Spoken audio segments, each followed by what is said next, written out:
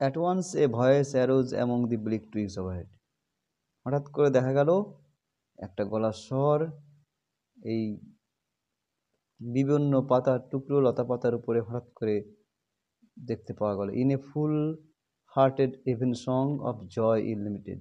এবং তার গলায় ছিল একটা মন খুলে গাওয়া একটা সন্ধ্যার গান, যেখানে ছিল আনন্দ, ইনলিমিটেড আনন্দ, মানে যে আনন্দের কোনো সীমা নেই। An aged thrush frail gaunt and small in blast beruffled plume. একটা থ্রাস পাখিকে দেখতে পাওয়া গেল, খুব দুর্বল, মনে হচ্ছে অনেকদিন কিছু খায়নি এবং খুব ছোট। ইনি ব্লাস্ট বিরাফেল্ড প্লিউম, এবং দেখো তার ডানাগুলো ঠিক ঝড়ে ঠিক এদিকে এদিকে ওদিকে বেঁকে গেছে, নষ্ট হয়ে গেছে। Had chosen thus to fling his soul upon the growing gloom। এবং এইরকম একটা সিচুয়েশনে, এরকম একটা পরিবেশে দেখা গেল সে তার এই বেড়ে যাওয়া অন্ধকারের মধ্যেই সে তার পুরো মন দিয়ে সেই গানটি করছে আর কি।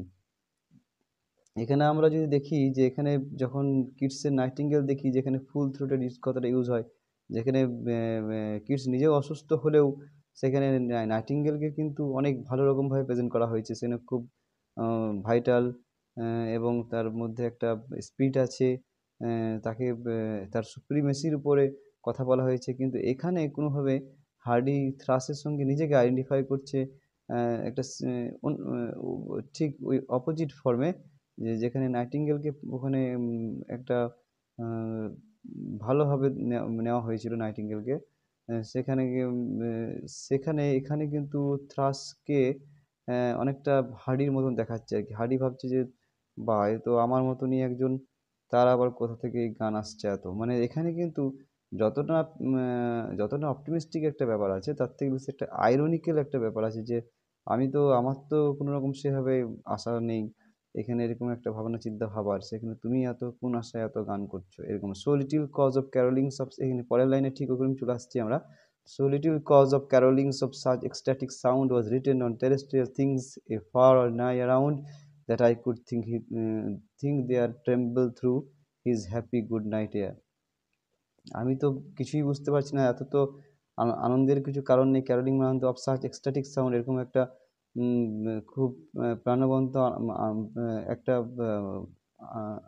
সাউন্ডের বা আওয়াজের মানে মানে গানের আর কি। ওয়াজ রিটেন অন টেরেস্ট্রিয়াল, মানে এই পৃথিবীর পার্থিব অংশে এমন কিছু আমি দেখছি না যে বা তারা এত সুন্দর গান করে, that I could think had their temple, মানে তার এরকম একটা গুড নাইট মুডে থাকা, মানে সে যেমন একটা এইরকম একটা অন্ধকারকে, এরকম একটা খারাপ সময়কে সে একটা গুড নাইট বলছে তার এই গানের মাধ্যমে, এরকম আমি কিন্তু অত সেরকম কিছু আনন্দের কিছু আশপাশে দেখতে পাচ্ছি না। সাম ব্লেসেড হোপ হোয়ার ইফ, হতে পারে যে সে কোথাও কোনো আর কি কোনো একটা আশা দেখেছে, বা অ্যান্ড আই ওয়াজ আনওয়্যার, এবং আমি কমপ্লিটলি যেটার সম্বন্ধে একদমই অ্যাওয়্যার নই।